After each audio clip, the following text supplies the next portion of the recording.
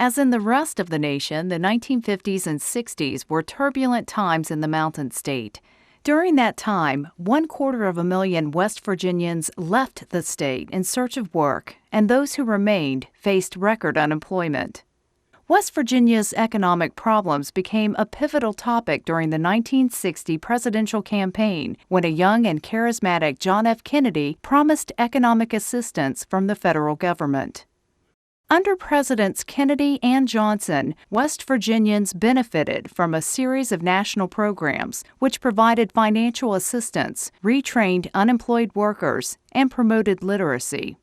As part of the Johnson administration's war on poverty, the VISTA program drew young volunteers to impoverished areas of the Mountain State.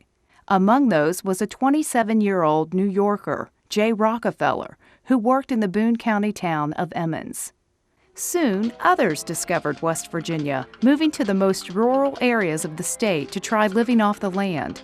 These new back-to-the-landers appreciated the state's striking scenery and simpler lifestyle, but they brought with them ways of life that were a cultural shock to many native West Virginians. The state's young people clashed with the establishment over everything from civil rights to the Vietnam War. Some of the most bitter conflicts in West Virginia were over the environment. For decades, people and industry had indiscriminately littered and polluted the state's beautiful hills and streams.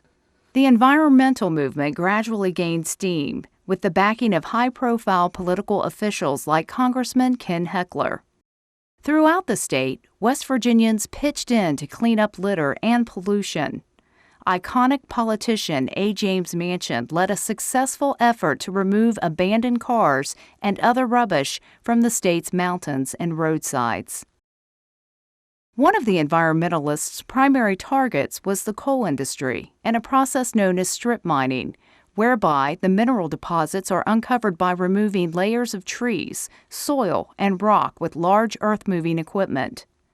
Environmentalists argued that strip mining permanently scars mountains and obstructs streams. Their protests gained little traction until 1972, when a strip mine refuse dam on Buffalo Creek in Logan County collapsed, killing 125 people.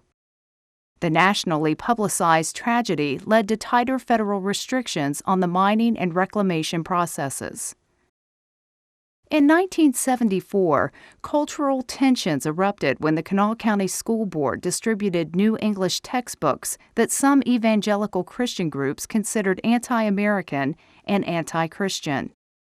Communities were split between those supporting the textbooks and those in opposition, with the most impassioned opposition coming from the more rural areas.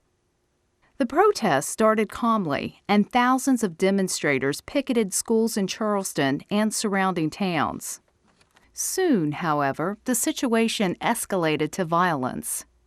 As the national media descended upon West Virginia, board members received death threats, several schools were bombed, and a school bus was targeted by gunfire. Schools were closed several times to ensure children's safety. The protest and violence eventually subsided after a minister was convicted for his role in the bombings. The textbook controversy underscored the growing cultural divide between liberal and conservative, secular and religious, and even urban and rural in West Virginia. In many ways, these rifts predicted what would come to afflict the nation.